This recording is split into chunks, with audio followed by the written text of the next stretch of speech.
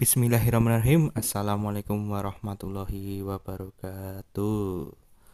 Selamat pagi buat murid-murid SMP Budi Utomo kelas 7. Selamat siang yang nonton siang, selamat sore yang nonton sore, selamat malam yang nonton malam. Oke, saya akan melanjutkan materi kemarin dari Ustazah April ya. Tetap jaga kesehatan, nggak usah pedagelan keluar rumah kalau nggak penting-penting banget.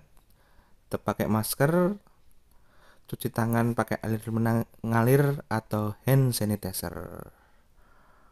Oke, mari kita bahas. Pembahasan dalam teks deskripsi dibagi menjadi 5 macam. Yang pertama, ejaan. Yang kedua, tanda baca. Yang ketiga, pilihan kata. Yang keempat, tata kalimat. Yang kelima, kepaduan paragraf. Oke, yang pertama adalah ejaan. Ejaan. Ejaan terdiri dari beberapa unsur. Yang pertama yaitu huruf kapital dipakai sebagai huruf awal kalimat. Misalnya, dia membaca buku. Huruf D yaitu huruf awal kalimat harus menggunakan huruf kapital.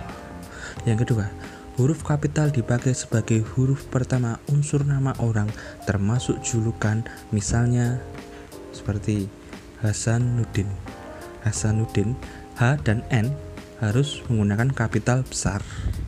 Yang kedua, jenderal lapangan. J dan L harus menggunakan huruf kapital. Yang ketiga, huruf kapital dipakai pada awal kalimat dalam pemetikan langsung. Misalnya, adik bertanya, kapan kita pulang? Nah, huruf K setelah tanda petik harus menggunakan huruf kapital besar. Yang keempat, huruf kapital sebagai huruf pertama setiap kata agama, kitab suci, dan Tuhan. Kata Tuhan, T-nya harus berkapital besar, termasuk sebutan dari kata ganti Tuhan, misalnya Islam, Al-Quran, hambanya. Hambanya ini termasuknya mengandung unsur dari Tuhan, maka N dari hambanya harus menggunakan huruf kapital besar. Yang kelima, huruf kapital dipakai sebagai huruf pertama gelar kehormatan, keturunan, keagamaan, atau akademik yang diikuti nama orang, termasuk sapaan. Misalnya, Sultan Syahir. Kata S dalam Sultan dan Syahir harus menggunakan huruf kapital besar karena Sultan merupakan gelar kehormatan. Yang kedua, Nabi Ismail. Nabi Ismail, N dan I harus menggunakan huruf kapital besar karena merupakan huruf dari unsur keagamaan seperti Nabi Ismail, Nabi Yakub, Nabi Sulaiman harus menggunakan huruf kapital dalam setiap awal penulisannya. Yang keenam, huruf kapital dipakai sebagai huruf pertama unsur nama jabatan dan pangkat yang diikuti nama orang atau yang dipakai sebagai pengganti nama orang tertentu, nama instansi atau nama tempat. Misalnya, Laksana Muda Sastra Negara. Dalam huruf L dan M dan U harus menggunakan kapital besar karena menggunakan nama jabatan. Seperti Sekretaris Jenderal Kementerian Pendidikan dan Kebudayaan. SJKPK harus menggunakan kapital besar karena diikuti sebagai pengganti nama orang. Tetapi dalam ini D dalam dan tidak menggunakan kapital karena merupakan kalimat atau kata sambung. Seperti contoh dan atau itu sebaiknya Bahkan jangan menggunakan huruf kapital karena bukan unsur dari sebuah jabatan. Oke. Yang ketujuh, huruf kapital dipakai sebagai huruf pertama nama bangsa, suku bangsa, dan bahasa. Misalnya, bangsa Inggris. Dalam Inggris menggunakan kapital besar. Suku Jawa, J dalam Jawa harus menggunakan kapital besar. Bahasa Minang, M dalam Minang harus menggunakan M besar. Kedelapan, huruf kapital dipakai sebagai huruf pertama nama tahun, bulan, hari, dan hari besar atau hari raya. Misalnya, tahun Hijriah. Dalam Hijriah, H harus menggunakan huruf kapital, termasuk hari Senin. Hari Senin, S dalam Senin harus menggunakan huruf kapital besar. Yang terakhir, Idul Fitri. I dan F dalam Idul Fitri harus menggunakan huruf kapital. Yang ke-9, huruf kapital dipakai nama peristiwa sejarah. Misalnya, Perang Dunia Kedua, Konferensi Asia Afrika. Yang ke-10, huruf kapital dipakai sebagai huruf pertama nama geografi. Misalnya, Bukit Barisan. B dalam Bukit Barisan harus menggunakan huruf kapital. Dataran tinggi Dieng harus menggunakan huruf kapital besar. Jalan Sumatera, J dan S harus menggunakan huruf kapital. Termasuk Gang Kelinci harus menggunakan huruf kapital dalam penggunaan G dan K. Jika kamu menulis alamatmu sendiri, maka harus dalam setiap huruf pertama dalam penulisan kata alamatmu harus menggunakan huruf kapital, seperti menulis kata skip. Nah, S dalam skip itu harus juga menggunakan huruf kapital. Yang ke-11, huruf kapital dipakai sebagai huruf pertama semua kata, termasuk semua unsur bentuk ulang sempurnanya. Dalam nama negara, lembaga, badan organisasi, atau dokumen. Misalnya, Republik Indonesia. R dan I harus menggunakan huruf kapital. Undang-undang dasar. Undang-undang, U dan D dalam dasar harus menggunakan huruf kapital. Lembaga Dakwah Islam Indonesia. Huruf L, D, dan I dalam kata lembaga dakwah Islam Indonesia harus menggunakan huruf kapital. Yang ke-12, huruf kapital dipakai sebagai huruf pertama setiap kata dalam judul buku, karangan, artikel, dan makalah, serta majalah dan surat kabar. Misalnya, saya telah membaca buku Tata Bahasa Baku Bahasa Indonesia.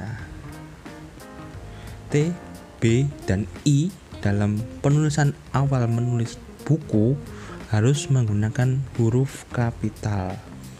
Yang ke-13, huruf kapital dipakai huruf pertama unsur singkatan nama gelar, pangkat, atau sapaan. Misalnya, SPD, SH, KH atau Kiai Haji, dan DR atau dokter, dan lain-lain. Selanjutnya, tanda baca.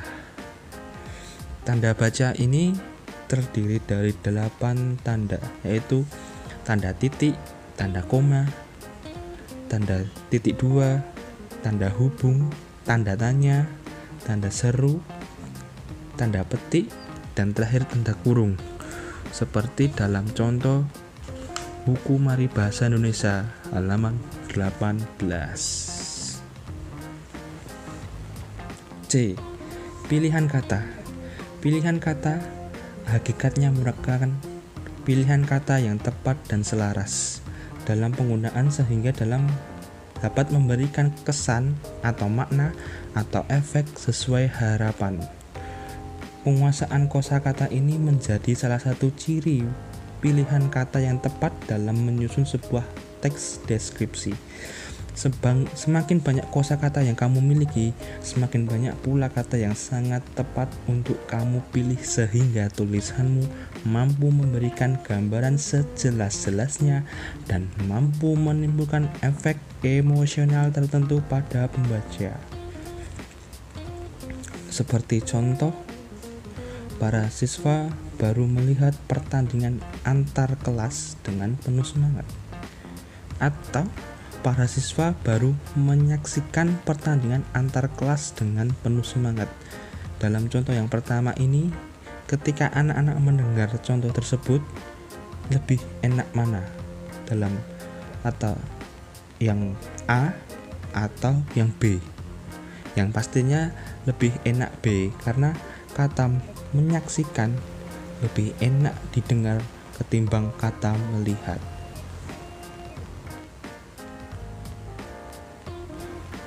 Yang keempat atau D, tata kalimat. Salah satu ciri tata kalimat yang baik ditandai dengan penggunaan kalimat efektif. Kalimat efektif merupakan kalimat yang memiliki kemampuan untuk menimbulkan kalimat kembali gagasan pada pikiran pendengar atau pembaca seperti apa yang ada dalam pemikiran pembaca atau penulis. Seperti contoh, kalimat tidak efektif. Bagi siswa yang kehilangan buku, mohon buku catatan bahasa Indonesia dimohon menghubungi petugas perpus. Kalimat efektif, siswa yang kehilangan buku catatan bahasa Indonesia dimohon menghubungi petugas perpus. Dalam contoh yang pertama, lebih enak didengar mana antara yang pertama ini atau yang kedua ini? Yang pastinya yang kalimat efektif, karena kalimat kata bagi merupakan pembuangan kalimat yang sangat fatal, karena sudah kata-kata bagi ada siswa, lebih baik menghilangkan bagi. Kepaduan paragraf.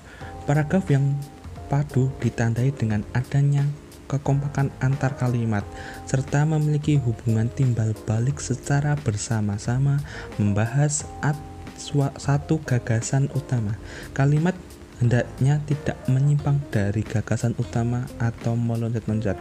Seperti pertemuan yang kemarin, jika membuat kalimat harus runtut sesuai teks deskripsi. Seperti kamu yang pertama, ketika ke kebun binatang, kamu pertama pasti akan membeli tiket, kedua akan melihat, yang ketiga akan pulang.